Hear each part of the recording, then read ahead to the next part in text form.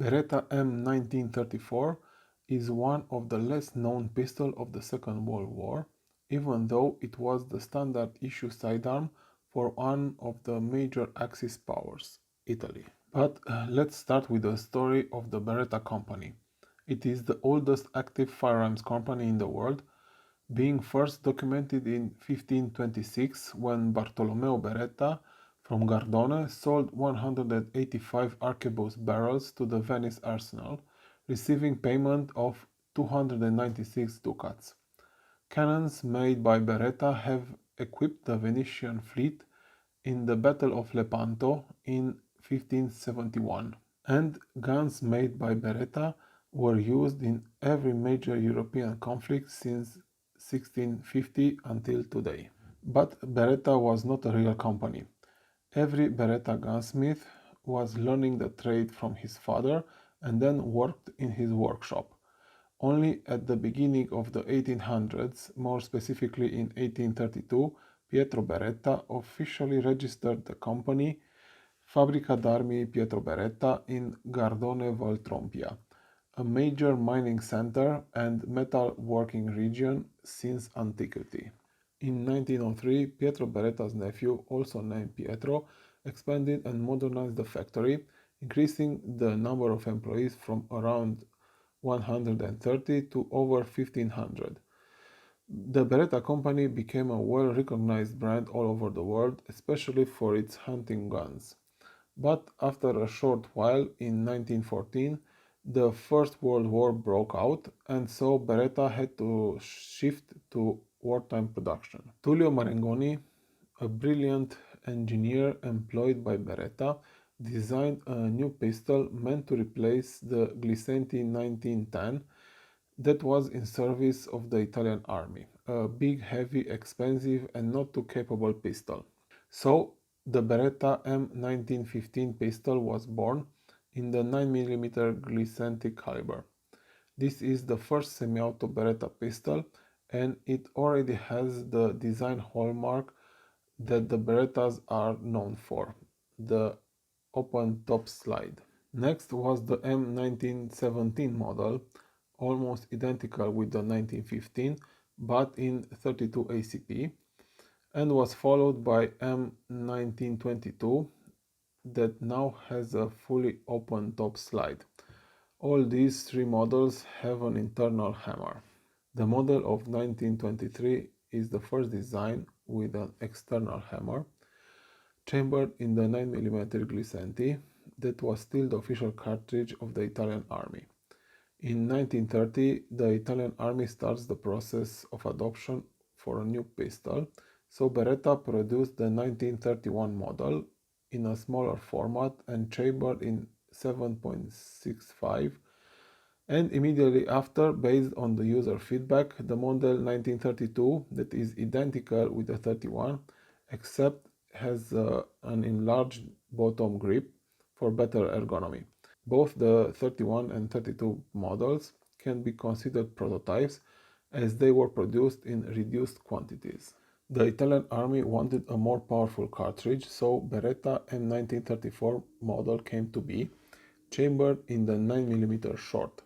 Beretta also produced the M1935, an identical design but not identical in measurements, chambered in the smaller 7.65 cartridge that was used by other state agencies.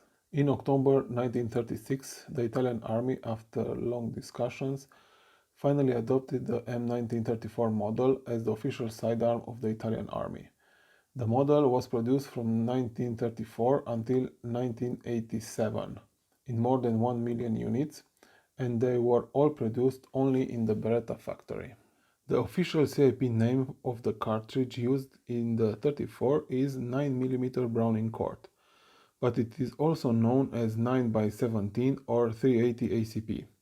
It was invented by John Moses Browning for the Colt Model 1908 pocket hammerless pistol, and it was a big success in Europe with the introduction of the FN Model 1910 pistol that used this cartridge. At the time, it was considered a powerful enough cartridge to be used in self-defense weapons, pushing a 6 grams bullet at around 300 meters per second. It is still relatively popular today because it is one of the most powerful cartridges that can be used in simple blowback designs, meaning small, simple, light and cheap pistols. Alongside the Italian army, the Beretta 34 was adopted by the Finnish army in 1940 and by the Romanian army in 1941. Romania placed an order of 61,000 units to Beretta, but only 40,000 were delivered. 1,000 in the initial lot in February 1941 and then in lots of 5,000 until August 41. Some sources claim that another lot of 1,500 was delivered at the end of 1941 for the Air and Navy Ministry, but it is possible that this lot was composed of Beretta 35s in 7.65. All the pistols were made in Italy in the Beretta factory and transported to Romania along with the brown leather officer holsters. The Beretta M1934 was the official sidearm of the Romanian army during the Second World War from 1941 until 1952. It replaced the Steyr M1912 and it was replaced by the TT-33 pistol. I was not able to find pictures of Romanian officers wearing the Beretta, but I could find anti-communist resistance fighters' mugshots. The Romanian contract guns can be easily identified by their markings. The quickest to be noticed is the caliber mark on the left side of the slide. For Romanian pistols, the inscription of the caliber is CAL 9 Scurt. Scurt means short in Romania. On Italian pistols, instead of Scurt is written Corto, meaning the same thing, short. The other markings are the same. P. Beretta, the maker, the model MD 1934, and brevet, meaning patented. On the second line, we can find Gardone VT, meaning Gardone Valtrompia, and the year of manufacture, 1941. On Italian pistols, there can be another number after here in Roman numerals indicating the fascist year. On the first 10,000 lot of the Romanian contract, the markings are a little different. The second line characters have a font with a little serif and the serial number starts with 0. On the rest of the lots, the second line font is the same as the first line and the serial numbers are between 10,000 and 40,000. Another distinctive marking is the Romanian acceptance proof mark of CM on the right side of the beaver tail. The same CM as on the ZB rifle or the VZ24 rifle in Romanian contract. The CM is supposed to mean either Copșa Mică or Controlul Militar, military control. I tend to lean towards the military control meaning because the Beretta contract had nothing to do with Copșa Mică, but I could not find anything official on the matter. Other markings on the Beretta 34s are the inspector stamps. They can be found in various places. On this pistol there is an EZ on the left of the trigger guard, an AS here on the bottom of the grip, it's a little distorted, PE on the magazine release latch, and again an EZ on the barrel.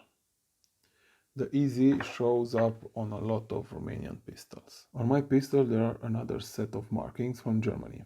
There is an eagle over N on the frame, here, on the back of the slide, there, and on the barrel. Also on the right side of the frame there is the Munich proof house marking and an 80. This means that the pistol was imported in Germany in 1980 and proofed at Munich. On the trigger guard we can also find an FWW of the Franconia Waffen Würzburg, a company that imports military surplus. I found a document from the late 70s that is a proposal submitted by the defense minister to the Romanian president Nicolae Ceausescu to approve the sale of all guns to Interarms. Maybe my gun was one of that batch. Let's now take a closer look at the pistol. Beretta 34 is quite a small pistol. It fits in a palm and it's smaller than Walter PP. Not by much, but it's smaller. It's smaller and heavier than you can perceive from a video or a picture. It's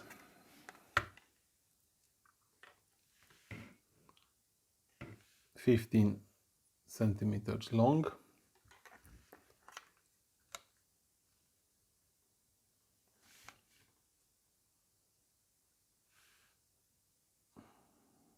Eleven and something centimeters high, and 2 centimeters in width, and has a weight of 668 grams with the magazine unloaded. The barrel is 85 millimeters long without the feeding ramp. If we measure the feeding ramp, let's say 90 millimeters, 9 centimeters long. The action is simple blowback, meaning there is no locking between the barrel and the slide.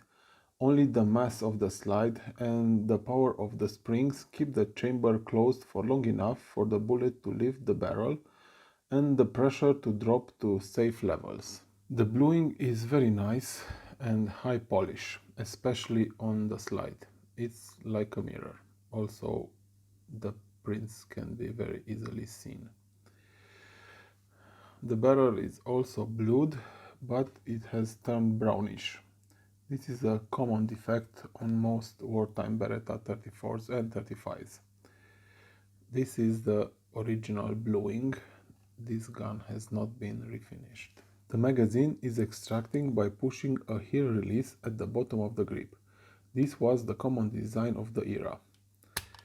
The magazine holds 7 rounds and has a nice pinky holder, so you can grip the pistol with the whole hand.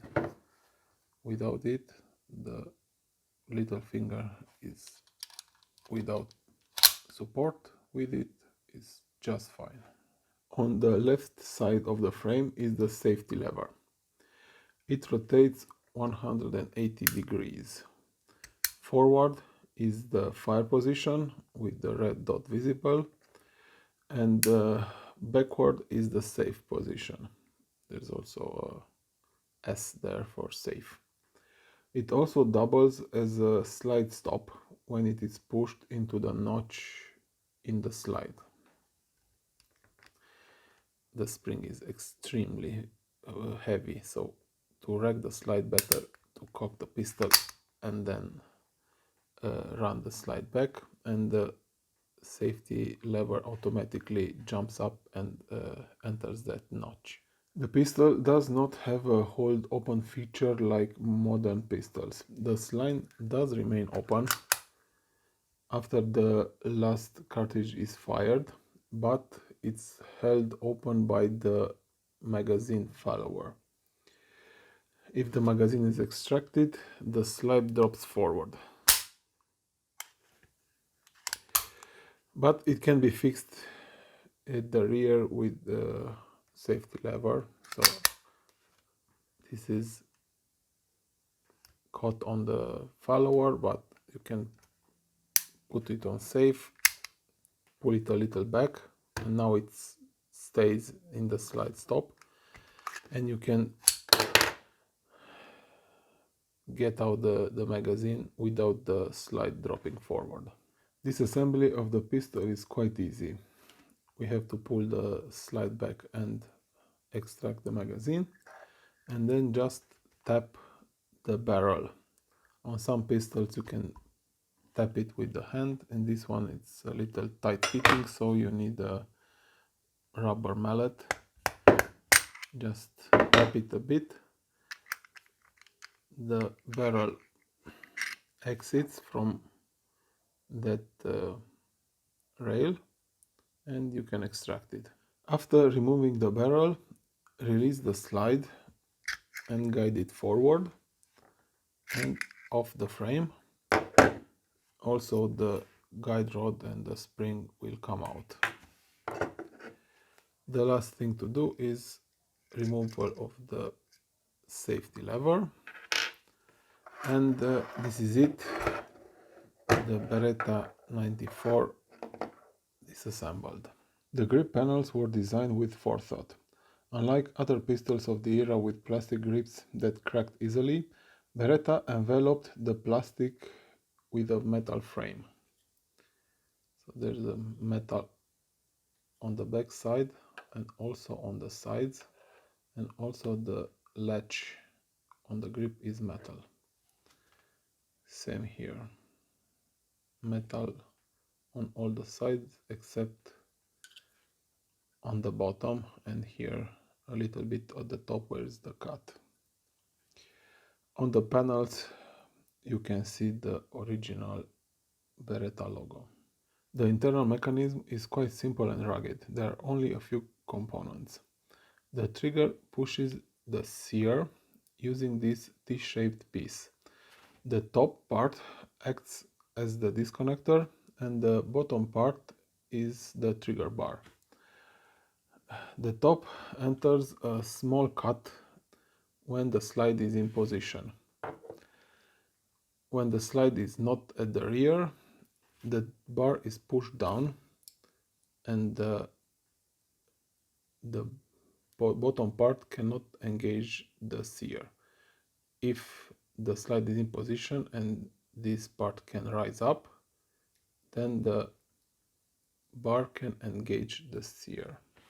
This sear is connected with this screw to the hammer bar that is under tension from the main spring. This makes the trigger and the hammer to be in the tension of the same very heavy spring, so the trigger pull is quite heavy. It is much heavier than you would expect from a single action pistol. I tried to measure the trigger weight with this trigger pull scale, but it bottoms out at 8 pounds, and the trigger didn't release, so it has more than 8 pounds. Also to note, the hammer has a half cock safety position, and this is the ejector, and it's placed centrally. That means that the cases are ejected straight up.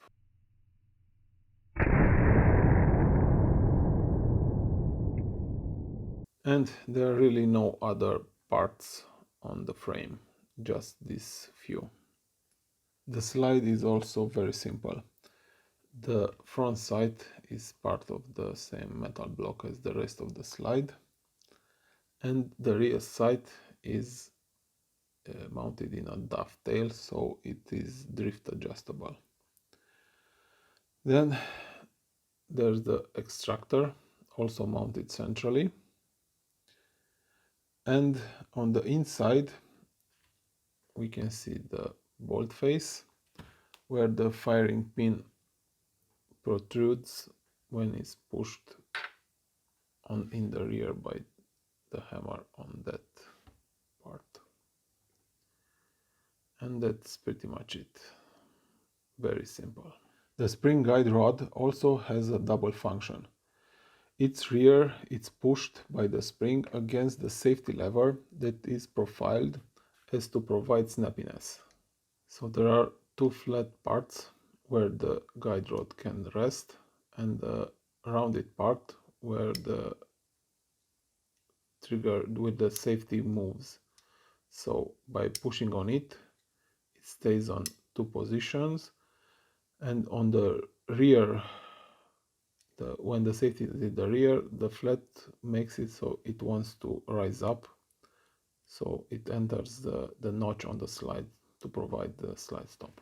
Another thing to mention is that the safety only acts on the trigger.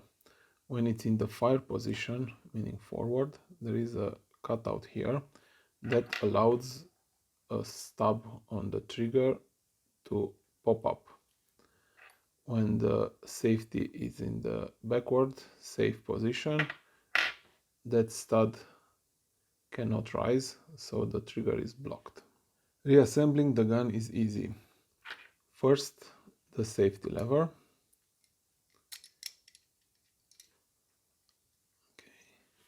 Then the guide rod and the spring. Then the slide on the rail, making sure that the spring enters its place in the front. Push it to the rear and engage the safety. Then take the barrel, insert it into the slide, and make sure it's lined up so it slides forward on its dovetail there, and then just drop the slide so the bolt and the slide pushes the barrel all the way into its dovetail in its proper position. And then of course the grip panels just put forward and screw the screws in. A few words now on the holsters. Italy issued three types of holsters: brown with a fixed loop for the officers, brown with a detachable frog for the carabinieri, and grey-green with a loop that can be opened for the NCOs. The Romanian army received officer-type holsters like this one. It is an authentic Italian-made wartime officer holster. There were also Romanian-made holsters during and after the war. This one is in pretty good condition, maybe even unused. Here is the pouch for the second magazine, and there's nothing else on it, no markings. I shot a few rounds at the range. It went quite well. Only at the beginning, a few times, the slide did not close completely. No other malfunctions. I cannot say it's easy to shoot with it, especially because of the very heavy trigger and the small size.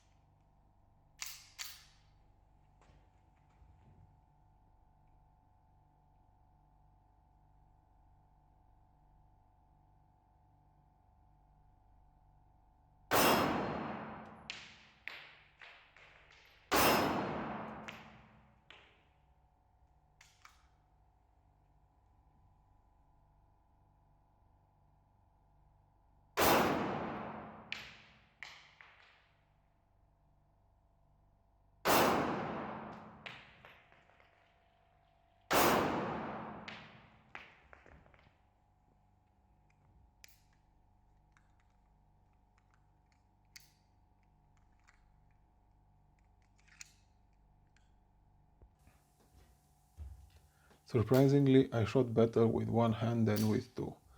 Being so small, it's more natural to shoot one-handed, like it was the practice at the time it was designed.